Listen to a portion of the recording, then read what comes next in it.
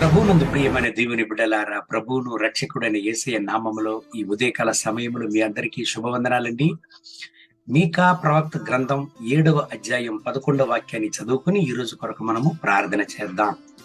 నీ గోడలు మరలా కట్టించు దినము వచ్చుచున్నది, అప్పుడు నీ సరిహద్దు విశాలపరచబడును. ప్రియమైన దేవుని బిడ్డలారా, మీకా 7వ అధ్యాయం 11వ వాక్యాన్ని చదివినట్లయితే ప్రభు అయిన దేవుడు ఇజ్రాయేలు ప్రజల యొక్క జీవితాన్ని మరలా కట్టడం గురించి మాట్లాడుతున్నాడు. దేవుని బిడ్డలారా, వాళ్ళ జీవితంలో ఏదైతే వాళ్ళు కోల్పోయారో, మీకా 7వ అధ్యాయం 11వ వాక్యాన్ని చదివినట్లయితే ప్రభు అయిన దేవుడు ఇజ్రాయేలు ప్రజల యొక్క జీవితాన్ని మరలా కట్టడం గురించి మాట్లాడుతున్నాడు. దేవుని బిడ్డలారా, వాళ్ళ జీవితంలో ఏదైతే వాళ్ళు కోల్పోయారో, వాళ్ళ జీవితంలో ఏదైతే కోల్పోయి వాళ్ళ యొక్క కన్నీటి పరిస్థితులు వాళ్ళు ఉన్నారో, ఆ పరిస్థితులను దేవుడు మార్చడం గురించి దేవుడు ఇక్కడ మాట్లాడుతున్నాడు. తిరిగి వాళ్ళ యొక్క గోడ కట్టడం గురించి మాట్లాడుతున్నాడు. దేవుని బిడ్డలారా, గోడ అంటేనే ఒక సేఫ్టీ గురించి మనం చూస్తున్నాం, కాపుదల గురించి, రక్షణ గురించి మనం చూస్తున్నాం. ఈ ఉదయకాల సమయంలో ప్రియమైన దేవుని బిడ్డలారా, మీ జీవితంలో విరగబడినటువంటి పరిస్థితులు మీరు ఉంటున్నారా? జీవితంలో అయ్యో, నా హృదయం నా పరిస్థితులను బట్టి బ్రద్దలైపోయి ఉన్నది, అయ్యో నా హృదయ గాయాలను ఎవరు చూద్దురు, నా హృదయ గాయాలను ఎవరు ఎరిగి నాకు సమాధానం చెప్పుదురు అని ఒకవేళ దుఃఖముతో వేదనతో ఉంటున్నారా?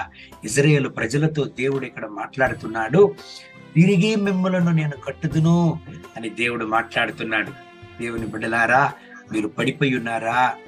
వ్యాధితో పడిపోయి ఉన్నారా? లేకుంటే మీ జీవితంలో, ప్రార్థన జీవితంలో, ఆత్మీయ జీవితంలో పడిపోయి ఉన్నారా? మీరు ఉండేటువంటి స్థానం నుంచి దిగజారిపోయి పడిపోయి ఉన్నారా? ఒక సాక్షార్థమైన జీవితం జీవించడానికి నా వల్ల కాకుండా నేను ఇటువంటి పరిస్థితిలో ఉన్నాను, అవమాన పాలైన పరిస్థితిలో నేను ఉంటున్నాను, లేకుంటే దుఃఖకరమైనటువంటి పరిస్థితుల్లో నేను ఉంటున్నాను అని ఆవేదనతో మీరు ఒకవేళ ఉంటున్నారా? మీ జీవితాన్ని తిరిగి దేవుడు కట్టును, మీ ఎల్లలను దేవుడు విస్తారపరచును, మీ అవమానాన్ని, నీ నిందలను దేవుడు ఒక ఆనందభరితంగా మార్చి నిన్ను ఆయన కొరకు జీవంగల సాక్ష్యంగా నిలుపును. ప్రియమైన దేవుని బిడ్డలారా, దేవుడైన యెహోవా ఇశ్రాయేలు ప్రజలకు నమ్మకాన్ని ఇస్తున్నాడు. చూడండి, ఇక్కడ నేను మిమ్మల్ని కట్టుదును, తిరిగి మిమ్మల్ని కట్టుదును అని. ఈ యొక్క ఉదయకాల సమయంలో ఒక శుభ సందేశం మీకు వస్తున్నది.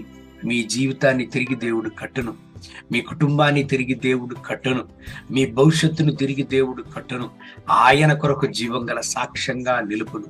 నమ్మకాన్ని కోల్పోవద్దు దేవుని బిడ్డ, ధైర్యంగా నుండుము, ఆయన వాగ్దానాలపై నిలువము, ఆయన నిన్ను చేయవదలడు.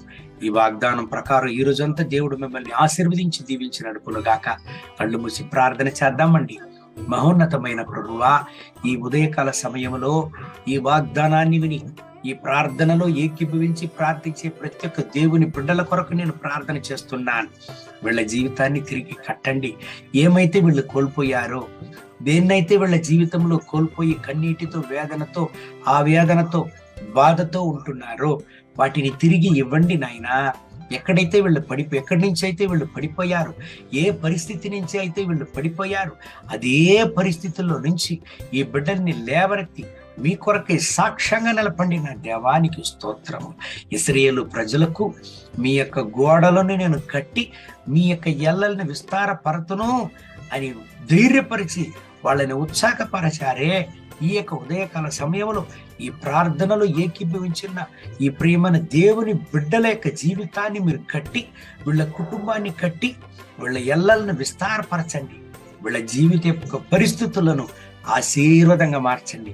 వీళ్ళ దుఃఖాన్ని సంతోషంగా మార్చండి. మీ కృపా కనికరం, మీ ప్రసన్నత వీళ్ళ పని దిగిరాని. వీళ్ళ నిందలు, అవమానం, పోరాటం, బాధలు, వేదనలన్నీ, వ్యాధులన్నీ మారునుగాక. మీ కొరకే సాక్ష్యంగా నిలపండి. అలా చేసే అద్భుతం కొరకు వందనాలు. అలా చేసేటువంటి మీ యొక్క ప్రేమ కొరకు వందనాలు. మహిమ ఘనత స్తుతి మీకే.